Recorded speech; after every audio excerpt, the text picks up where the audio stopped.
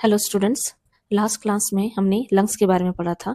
ठीक है, तो यहाँ तक आपका रेस्पिरेटरी सिस्टम का जो एनाटॉमी है वो खत्म हुआ। ठीक है, अब हम जो है वो उसके फिजियोलॉजी पे देखेंगे कि फिजियोलॉजी कैसे काम कर रहा है, आपका मैकेनिज्म ऑफ रेस्पिरेशन। ठीक है, मतलब कि रेस्पिरेशन कैसे होता है हमारे शरीर में। ठीक है, तो कुछ मसल्स हैं जो रेस्पिरेशन में क्या करते हैं, मदद करते हैं। ठीक है, कुछ मसल्स हैं जो क्या कर रहे हैं, रेस्पिरेशन में मदद कर रहे हैं। तो कौन कौन से मसल्स होते हैं, तो जिनको हम क्या कहते हैं, मसल्स ऑफ ब्रीदिंग, है ना। तो पहला जो मसल होता है उसको हम लोग इंटरकॉस्टल मसल बोलते हैं, दूसरा डायफ्राम, और तीसरा एसेसरी मसल्स। ठीक है, तो इंटरकॉस्टल मसल किसको कहते हैं। अब देखिए, आप अच्छे से जानते हैं हमारे शरीर में 12 पेयर्स ऑफ रिब्स होते हैं, यानी कि टोटल नंबर कितना होता है, 24 होता है। ठीक है, रिब्स को ही क्या कहा जाता है, कॉस्टल कहा जाता है। ठीक है, कॉस्टल कहा जाता है। अब इंटरकॉस्टल मतलब दोनों रिब्स के बीच में या टू कॉस्टल्स के बीच में जो मसल्स प्रेजेंट होंगे उस मसल्स को ही हम लोग क्या बोलते हैं, इंटरकॉस्टल मसल कहते हैं। ठीक है, उस मसल को क्या कह रहे हैं, इंटरकॉस्टल मसल कह रहे हैं।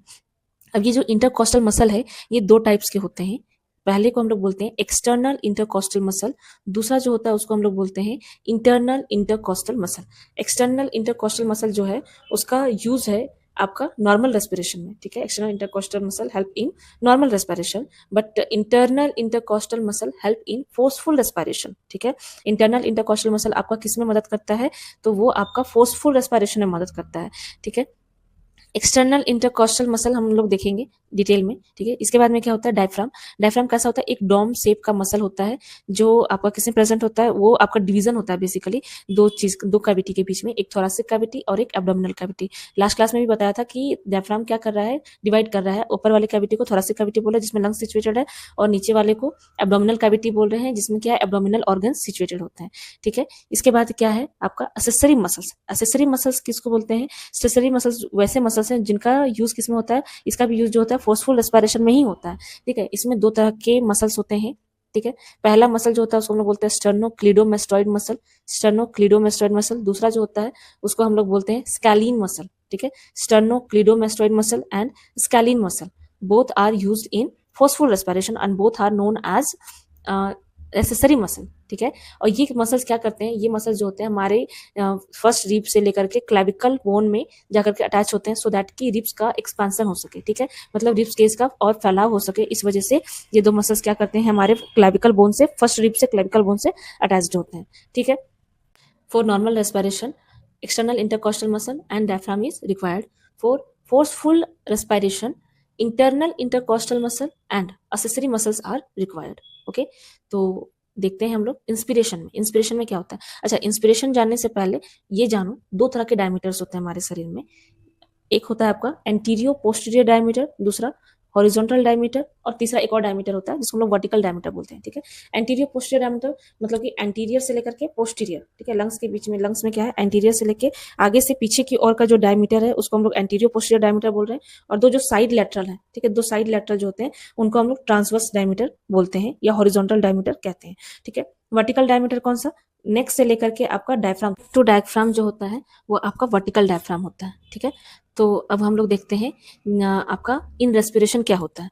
तो इन रेस्पिरेशन जो आपका एंटीरियो पोस्टीरियर डायमीटर था आगे से पीछे की ओर, ठीक है, और दूसरा कौन सा बताया था, साइड लेटरल, जिसको कि हम लोग हॉरिजॉन्टल डायमीटर बोल रहे हैं। ये दोनों डायमीटर क्या होंगे, एक्सपैंड करेंगे, बड़े होंगे। कब, जब एक्सटर्नल इंटरकॉस्टल मसल आपका कॉन्ट्रैक्ट करेगा। पहला क्या कर रहा है, एक्सटर्नल इंटरकॉस्टल मसल कॉन्ट्रैक्ट कर रहे हैं। एक्सटर्नल इंटरकॉस्टल मसल के कॉन्ट्रैक्ट होने की वजह से क्या हो रहा है, जो एंटीरियर पोस्टीरियर डायमीटर है और जो हॉरिजॉन्टल डायमीटर है वो क्या कर रहे हैं, फैल रहे हैं, बड़ा हो रहे हैं। ठीक है, जिसकी वजह से क्या होगा, जो वॉल्यूम है थोरैसिक कैविटी का वो बड़ा होगा। ठीक है, वॉल्यूम जो है थोरैसिक कैविटी का बढ़ेगा। अब अगर वॉल्यूम बढ़ता है तो आपने पढ़ा होगा, volume is inversely proportional to pressure, मतलब वॉल्यूम बढ़ेगा तो प्रेशर घटेगा, प्रेशर बढ़ेगा तो वॉल्यूम घटेगा। ठीक है, तो यहाँ पे क्या हुआ, कॉन्ट्रैक्शन हुआ एक्सटर्नल इंटरकॉस्टल मसल का। कॉन्ट्रैक्शन होने की वजह से antero posterior diameter and horizontal diameter is increase हुआ। उसके वजह से क्या हुआ, जो वॉल्यूम है थोरैसिक कैविटी का वो बढ़ा। वॉल्यूम के बढ़ने की वजह से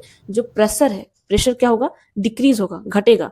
और जब प्रेशर घटेगा तो आप क्या पढ़े हो, जो आपका एयर होता है वो higher concentration to lower concentration की तरफ मूव करता है।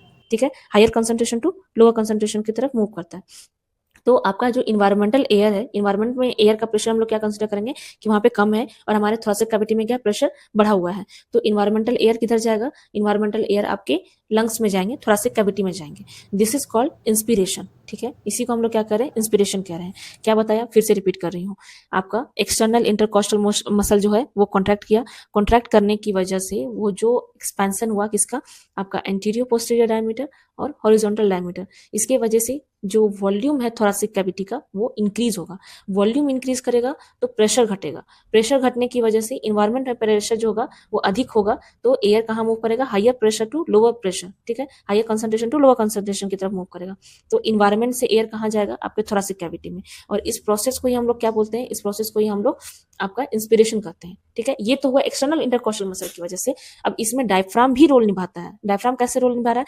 तो डायफ्राम भी क्या करेगा? कॉन्ट्रैक्ट करेगा। जब डायफ्राम कॉन्ट्रैक्ट किया तो उसकी वजह से क्या होगा? वर्टिकल डायमीटर, क्या बताया था? Neck to diaphragm vertical diameter है, तो कॉन्ट्रैक्ट करेगा तो डायफ्राम कैसा होता है? डोम शेप होता है। तो डोम शेप से क्या हो जाएगा? फ्लैट हो जाएगा। अब फ्लैट होने की वजह से जो डायमीटर है वर्टिकल डायमीटर वो बढ़ेगा। अब वर्टिकल डायमीटर बढ़ा तो वॉल्यूम क्या होगा? ऑटोमेटिकली बढ़ेगा।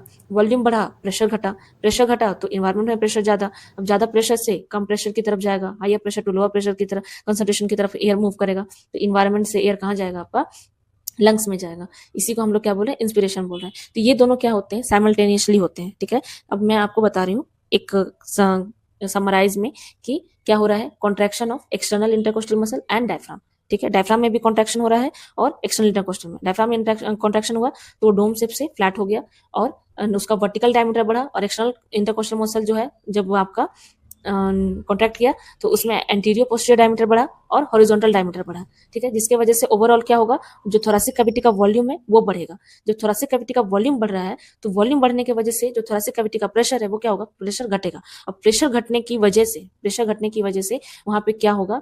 एयर जो है वो higher concentration to lower concentration की तरफ मूव करता है। तो इन्वायरमेंट में प्रेशर अधिक होने की वजह से एयर किधर जाएगा? ऑटोमेटिक आपके लंग्स में जाएगा, थोरेसिक कैविटी में जाएगा। इस प्रोसेस को ही हम लोग क्या कह रहे हैं? इंस्पिरेशन कह रहे हैं। ठीक है, इस प्रोसेस को ही हम लोग क्या बोले? इंस्पिरेशन बोले। अब इस उम्मीद है आपको लंग्स में ये सारी चीजें अच्छे से समझ में आ गई होंगी। ठीक है, नेक्स्ट क्लास में हम लोग नेक्स्ट चीजों को देखेंगे। Thank you.